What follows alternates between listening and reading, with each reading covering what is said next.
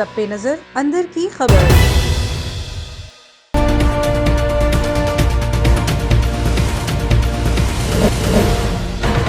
بسم اللہ الرحمن الرحیم، السلام علیکم، میں ہوں فیصل مقصود اور آپ دیکھ رہے ہیں A1 ٹی وی۔ سب سے پہلے شامل کریں گے ہیڈ لائنز۔ آمدن سے زائد اثاثہ جات اور منی لانڈرنگ کے معاملے پر شہباز شریف کے خلاف نیب ریفرنس کی تفصیلات سامنے آ گئی۔ نیب ریفرنس کے مطابق 1990 میں شہباز شریف نے نقد اثاثے 2.121 ملین روپے ظاہر کیے تھے، جو 1998 تک 14.865 ملین تک پہنچ گئے۔ بطور وزیر اعلیٰ 2008 سے 2018 کے دوران شہباز شریف اور ان کے خاندان نے 7,328 ملین روپے کے اثاثے حاصل کیے۔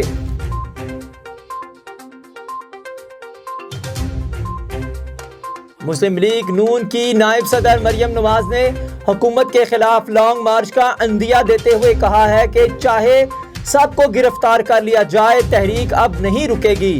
نواز شریف کی تقریر اور APC کے فیصلوں پر مکمل عمل درآمد ہوگا۔ مریم نواز کا کہنا تھا قومی احتساب بیورو کو BRT بلین ٹریسونامی اور عمران خان کا گھر نظر نہیں آتا۔ شہباز شریف کو کسی الزام پر نہیں، بھائی کے ساتھ کھڑا ہونے پر گرفتار کیا گیا۔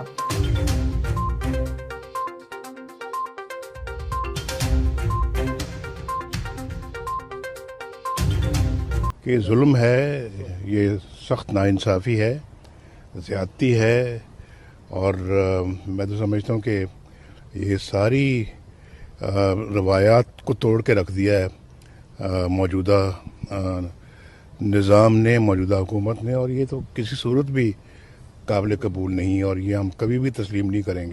شہباز شریف کی گرفتاری پر نواز شریف کا رد عمل بھی سامنے آ گیا۔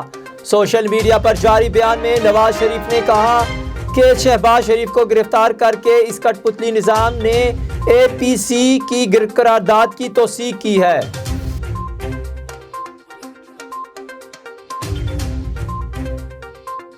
بھائی کی دوسری شادی پر ناراض زیور نے بھابھی کو زخمی اور بہن بھائیوں کو قتل کر دیا۔ راولپنڈی کے علاقے ڈھوک کمال دین میں ملزم غلام عباس بھائی کی دوسری شادی پر طیش میں آ گیا اور اس نے بھابھی کے گھر میں گھس کر اندھا دھند فائرنگ کر دی، جس سے اس کی بھابھی زخمی ہو گئی، جبکہ خاتون کے 3 بہنیں اور 1 بھائی جاں بحق ہو گیا۔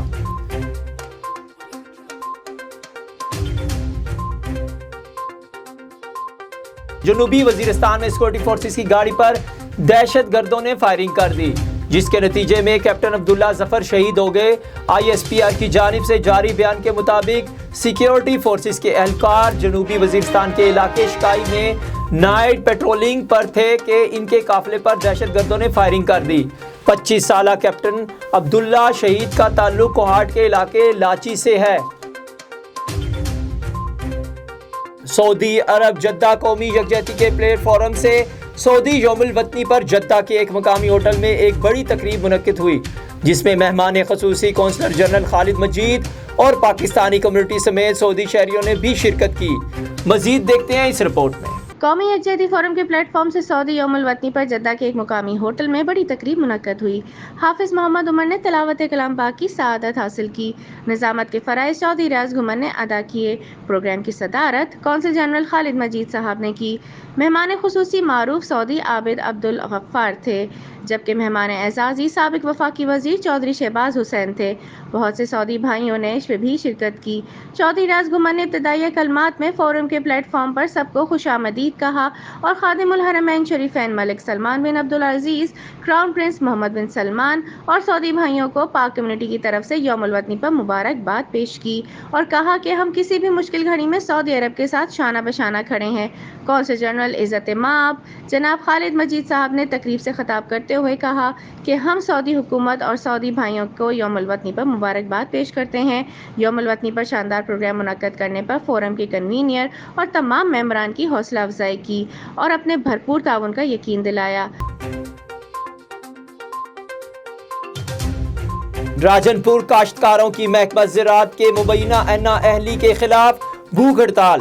سفید مکھی نے کپاس کی تیار فصل تباہ کر دی۔ محکمہ زراعت کی ملی بھگت سے مارکیٹ میں جعلی زرعی ادویات کی بھرمار۔ کاشتکاروں نے محکمہ زراعت کے خلاف بھوک ہڑتال کیمپ لگا کر احتجاج کیا۔ کاشتکاروں کا کہنا ہے کہ وزیر اعلیٰ پنجاب محکمہ کے مبینہ نااہلی کا نوٹس لے اور ذمہ دار افسران کے خلاف کارروائی کی جائے۔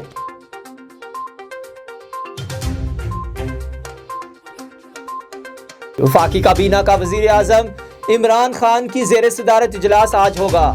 کابینہ 16 نکاتی ایجنڈے پر غور کرے گی۔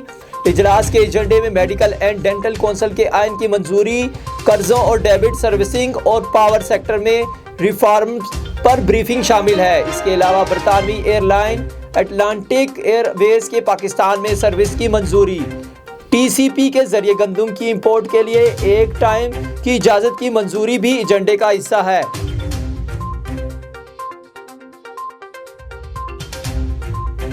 کرونا وائرس سے 8 افراد جاں بحق ہو گئے، جس کے بعد اموات کی تعداد 6474 ہو گئی۔ پاکستان میں کرونا کی تصدیق شدہ کیسز کی تعداد 3,11,516 ہو گئی۔ National command and operation centre کی تازہ ترین اعداد و شمار کے مطابق گزشتہ 24 گھنٹوں کے دوران 672 نئے کیسز رپورٹ ہوئے۔ نیوزی لینڈ نے پاکستان سے سیریز کے شیڈول کا اعلان کر دیا۔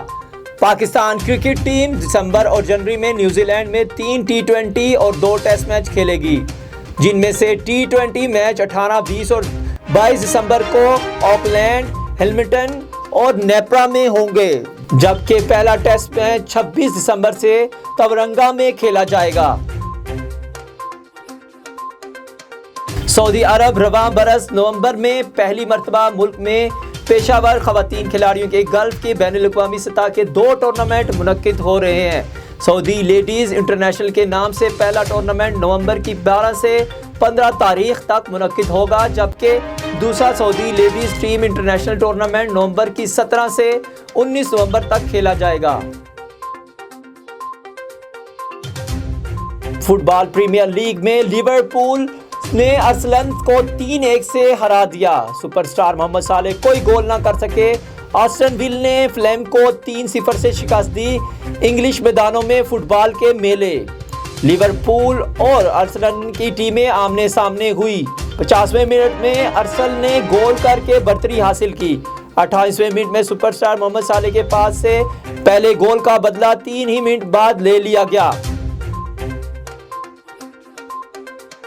آذربائیجان اور آرمینیا کے مابین جھڑپوں میں شدت آ گئی۔ گولہ باری سے آرمینیا کے مزید 30 جنگجو مارے گئے۔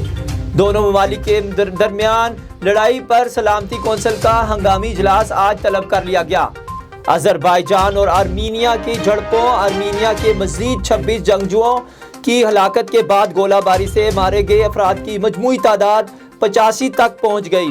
ترکی نے آرمینیا سے ناگورنو کاراباخ کا قبضہ چھوڑنے کا مطالبہ کیا ہے، جبکہ OIC کی جانب سے بھی آرمینیا کے آذربائیجان پر حملے کی مذمت کی گئی ہے۔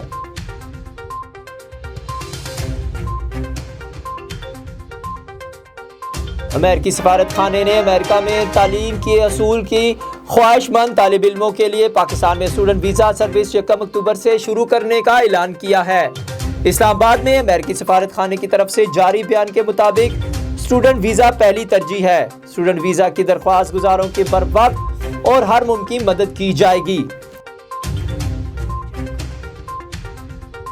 باخبر عوام بہتر نظام جاننا ہر شہری کا بنیادی حق ہے، اور معلومات تک رسائی کے لیے پاکستان میں قوانین موجود ہیں، جس کے تحت ایک پاکستانی شہری حکومتی ادارے سے معلومات لے سکتا ہے۔ وفاقی حکومت میں معلومات تک رسائی کا قانون 2017 میں پارلیمان سے منظور ہوا، تاہم اس قانون اور اس کے طریقہ کار سے مطابق کم لوگوں کو آگاہی ہے۔ اسی حوالے سے شہر اقتدار اسلام آباد میں sustainable development organisation, Pakistan information commission, ایفنی اور یونیسکو کے زیر اہتمام ایک تقریب کا انعقاد کیا گیا، جس میں زندگی کے تمام شعبوں سے تعلق رکھنے والے افراد کی خاصی تعداد نے شرکت کی۔ A1 TV سے گفتگو کرتے ہوئے شرکاء کا کہنا تھا کہ جی پاکستان میں right to access to information law مرکز کی سطح پر ہے اور صوبائی سطح کے اوپر بھی ہے۔ صوبوں میں جو سب سے اچھے قوانین ہیں وہ خیبر پختونخوا اور پنجاب کے ہیں، لیکن سندھ میں بھی قانون موجود ہے، لیکن ابھی تک اس کا جو میکنزم ہے، اس کا کمیشن ہے، اس کا جو जो रिक्वायरमेंट्स हैं वो पूरी नहीं हुई। बलूचिस्तान में सबसे कमज़ोर कानून है right to access to information का, और बड़ी बदकिस्मती है कि बलूचिस्तान में ये राइट प्रॉपर्ली नहीं दिया जा रहा। जो मरकज़ में कानून साजी की गई है उसके तहत ना सिर्फ वफाकी इदारों को इतला दी गई है बल्कि उनके सर्टिफाइड एक पब्लिक इंफॉर्मेशन ऑफिसर्स तैनात किए गए हैं, डेजिग्नेट किए गए हैं मुख्तलिफ़ वजारतों में, इदारों में, जबकि जिन लोगों ने मालूमात हासिल करनी है अगर उनको मालूमात नहीं मिलती किसी इदारे से तो वो एक फेडरल इंफॉर्मेशन कमीशन कायम किया गया है, 3 मेंबर ये कमीशन है, उसको वो अपील कर सकते हैं।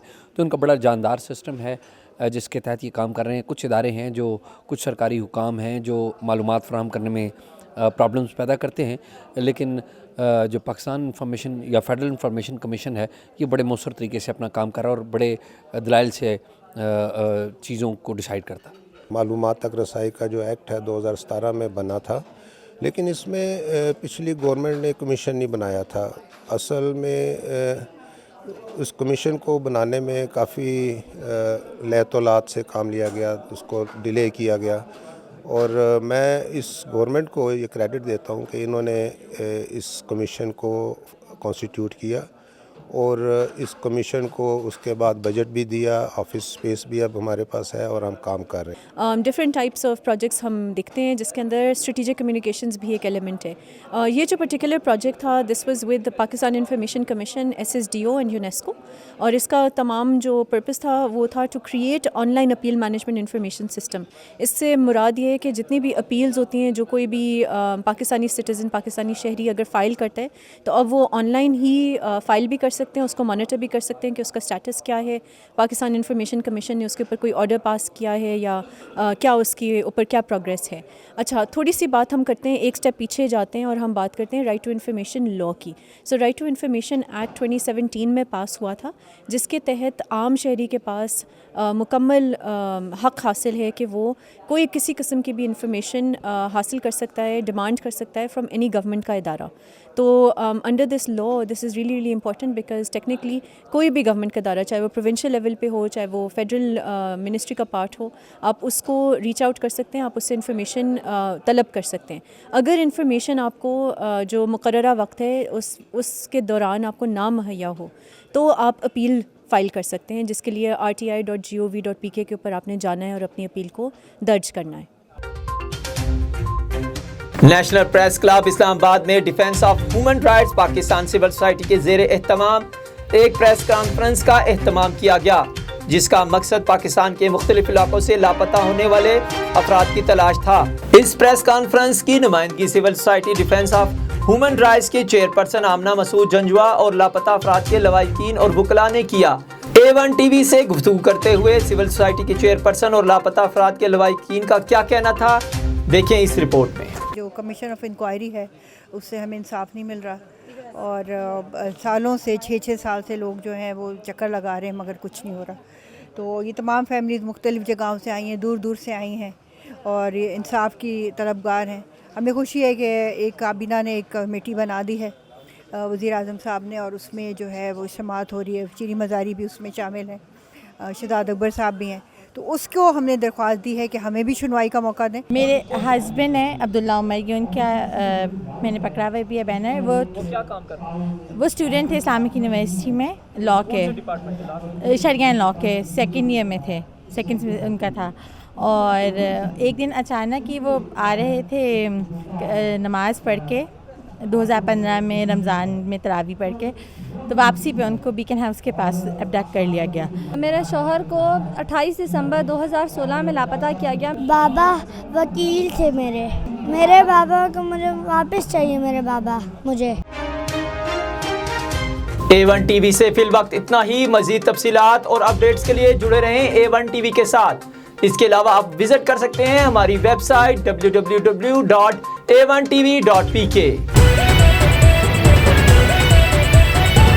A1 TV, सब पे नजर, अंदर की खबर।